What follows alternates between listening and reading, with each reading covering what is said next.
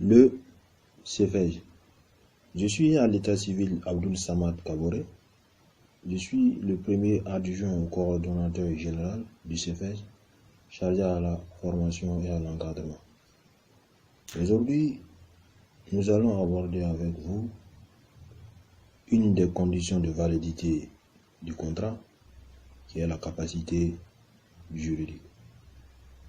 Pour qu'un contrat soit valable, il doit respecter 4 conditions essentielles que sont un consentement exempt de vice, la capacité des parties, un objet certain et licite, une cause licite.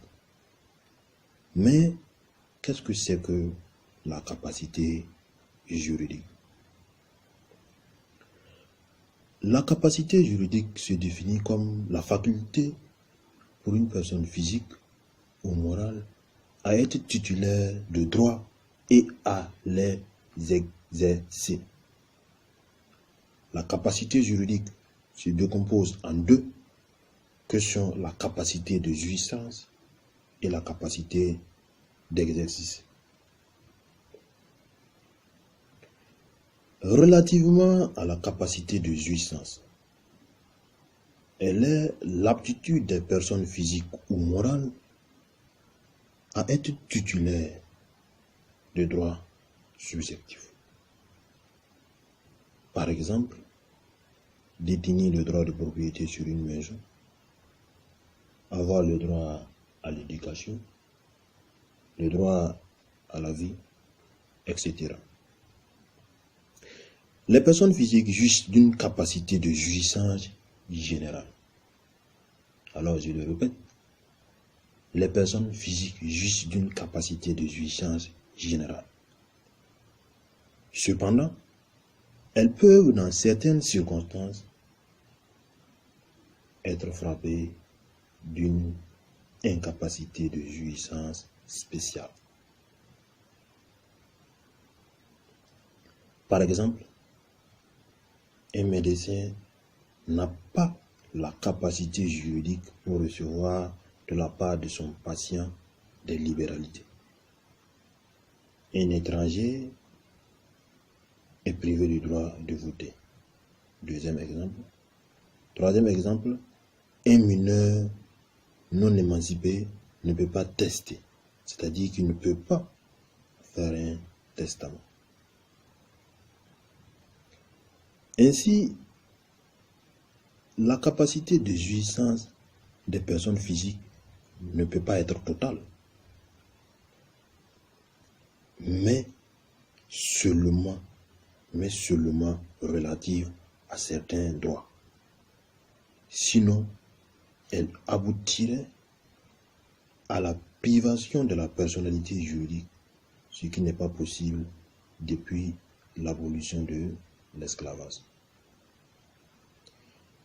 Quant aux personnes morales, elles jouissent seulement d'une capacité de jouissance spéciale. Tout comme la personne physique,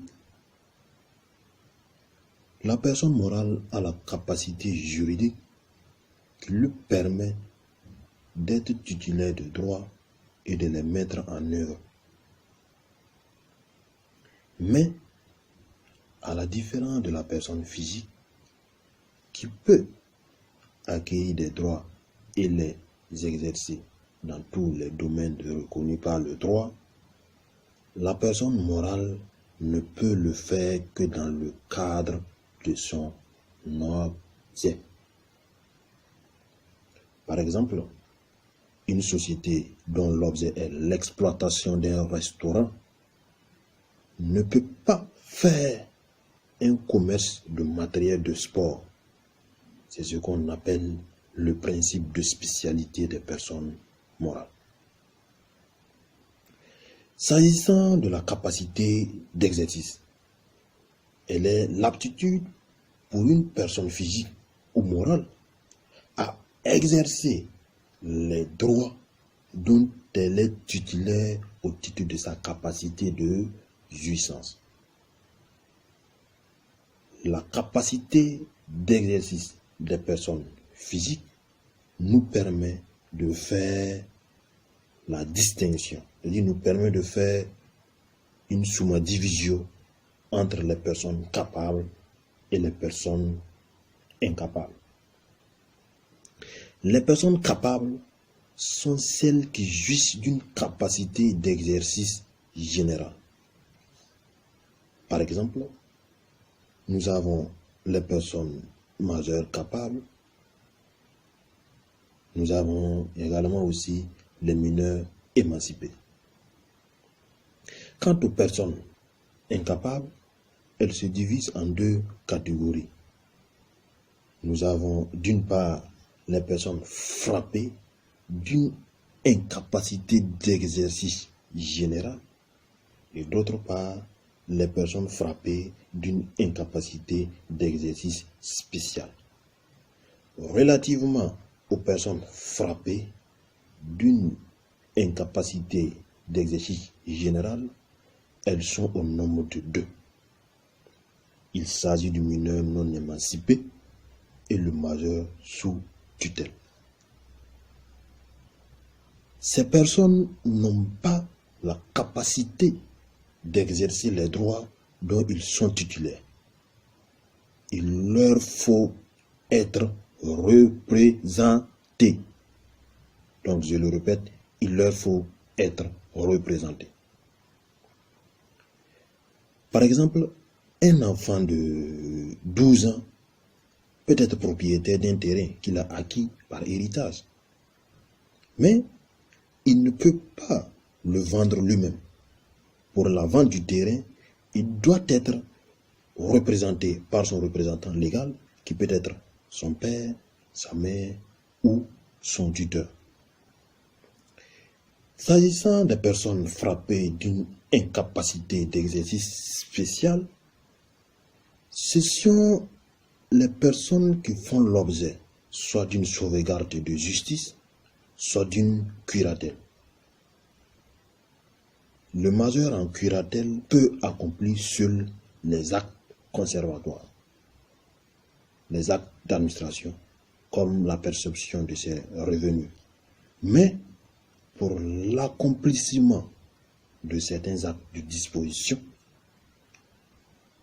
il a besoin d'être assisté par son curateur. C'est le cas lorsqu'il veut vendre une maison ou un fonds de commerce. C'est pour cette raison que son incapacité d'exercice est spéciale.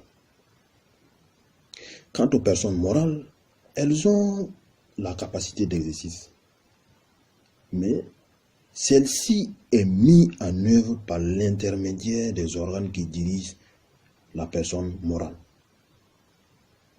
Par exemple, ça peut être le gérant d'une société à responsabilité limitée ou le PDG d'une société anonyme, donc le président directeur général d'une société anonyme. C'est l'essentiel de ce qu'on pouvait dire sur la capacité juridique en tant que condition de validité du contrat. Merci pour votre attention.